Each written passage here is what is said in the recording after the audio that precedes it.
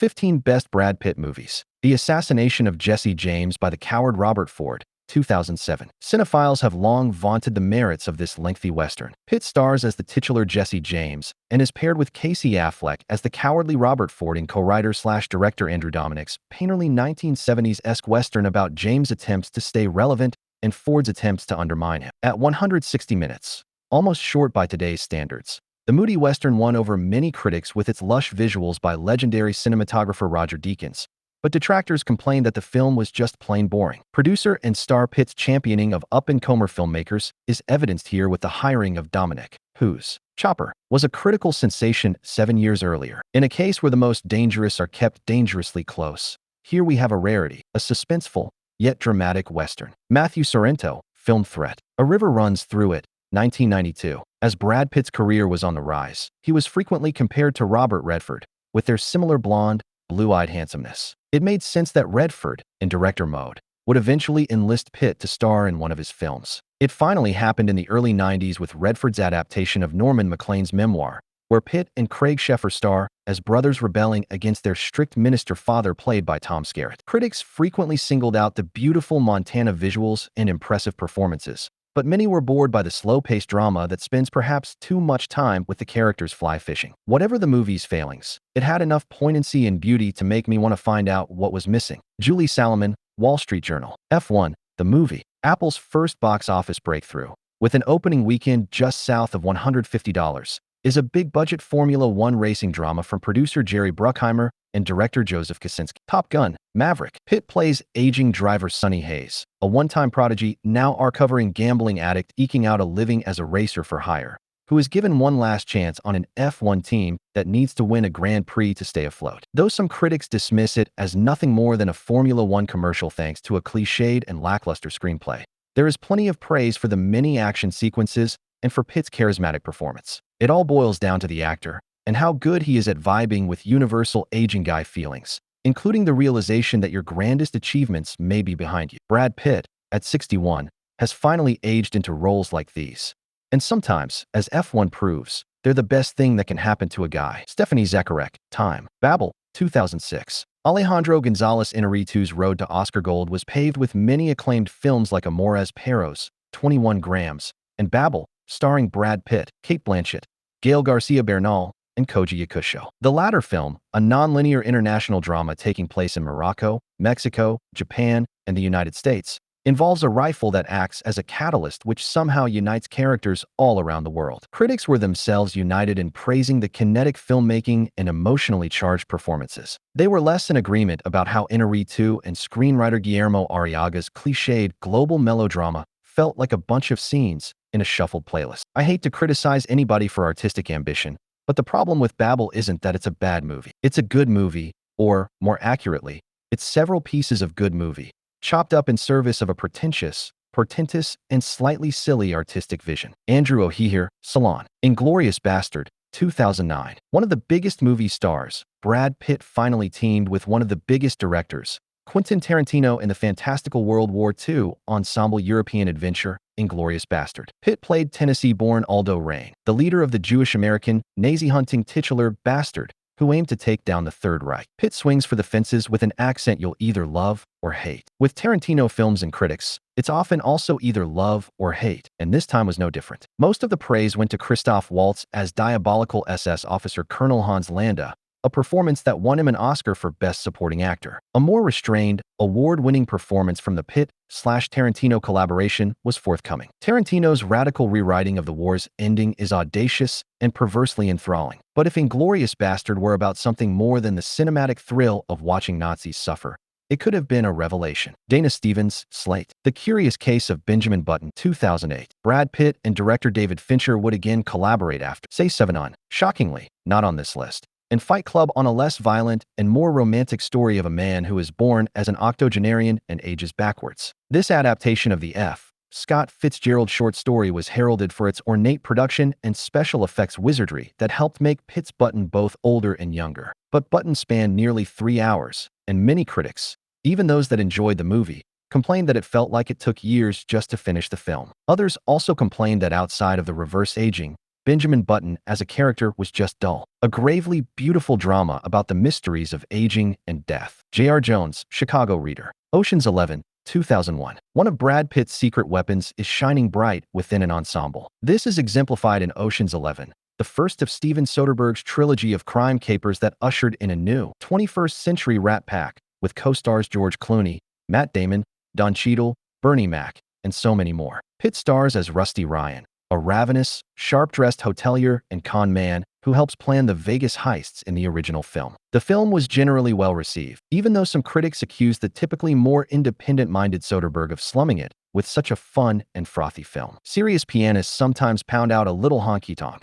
just for fun. That's like what Steven Soderbergh is doing in Ocean's 11. Roger Ebert, Chicago Sun-Times. 12 Monkeys, 1995. Back in 1995, major studios still released projects like time-traveling feature homages to French short films. Specifically, Chris Marker's 1962 La Jetée. Specifically, like Terry Gilliam's chaotic 12 Monkeys. Bruce Willis stars as a man sent from the future to prevent a virus from killing billions. Remake when the future man is sent to an insane asylum, which is where he meets Brad Pitt's Jeffrey Goins, a fellow inmate who might have a connection to the deadly virus. Pitt's gopher-broke portrayal of the mentally unstable Cypher in the complex narrative won him a Golden Globe for Supporting Actor and his first Oscar nomination for Best Supporting Actor, though he lost to Kevin Spacey in The Usual Suspects. Mystifying, intriguing, even infuriating, it shows what happens when an unconventional talent meets straightforward material. Kenneth Turan, Los Angeles Times. Ad Astra, 2019. Ad Astra? More like Sad Dijkstra. Pitt plays Roy McBride, an astronaut who embarks on an intergalactic journey to locate the source of a mysterious power surge that's impacting Earth. His mission sends him to a part of space where his dad went missing nearly 30 years prior. James Gray co-wrote and directed the rare science fiction film that isn't just space battles. Don't worry, there's plenty of action here, including an unsettlingly gory sequence, but also a nuanced drama. Pitt's emotional performance was also widely praised, as was Gray's filmmaking, which balanced the grandness of space with the complex feelings of the characters. Existential but also intimate, Ad Astra is a stunning, sensitive exploration of the space left by an absent parent and the infinite void of actual space. John Nugent, Empire. The Big Short, 2015. Filmmaker Adam McKay's pivot from broad comedy to docu comedy begins here with the story of private investors exploiting the global collapse of the economy for their gain. Based on Michael Lewis, see Moneyball, nonfiction book, The Big Short, Inside the Doomsday Machine. The ensemble film stars Christian Bale, Steve Carell, Ryan Gosling, and Pitt. The latter plays a retired former trader who helps and then schools a couple of younger investors on the damage trading can do to the American population. The film was widely acclaimed, but Pitt's smaller role, in which he delivers what one assumes is McKay's thesis statement about greed and its concomitant destructiveness, was almost forgotten in a sea of speaking roles. The Big Short means to infuriate its audience, but it's smart enough to know that such an approach doesn't preclude a film from being darkly, cathartically funny as well. Tim Grierson, Screen Daily. Once Upon a Time in Hollywood, 2019. 10 years after Inglourious Basterds, Brad Pitt collaborated with Quentin Tarantino on another revisionist period piece, this time tackling late-60s Los Angeles. Pitt plays Cliff Booth, a stunt double/assistant/driver for TV star Rick Dalton, Leonardo DiCaprio, as both performers struggle with the rapidly changing entertainment industry. The combination of two of Hollywood's biggest actors and a pre-Barbie Margot Robbie playing a version of actress Sharon Tate,